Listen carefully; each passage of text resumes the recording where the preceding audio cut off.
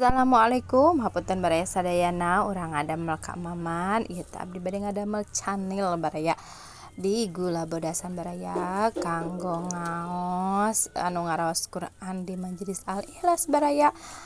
Tuh mustamina tetep ngaos meskipun Jumatun baraya.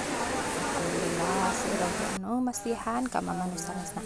Pertami-tami urang siapkeun heula ieu kalapa parut tambihan uyah teras we diseupan baraya tambihan oge ku daun pandan baraya teras ieu aya tepung tarigu sareng tepung aci tambihan ku uyah tambihan ku cai panas baraya di aduk-aduk pamitos rada tiis nembe we diadukna ku panangan baraya tuh margina supados kalis baraya saparantos atos kalis nembe we dibagi dua baraya urang warnaan anu hiji pake pewarna anu warna beureum baraya anu hiji deui pake pewarna anu warna hejo baraya dicampur-campur saparantos kitu teras we urang alihkeun kana meja kerja urang naon bentuk-bentuk atanapi dikeuretan we baraya tuh sapertos dina videonya baraya supados supados aralit we sami anu warna beureum oge nya baraya urang siapkeun we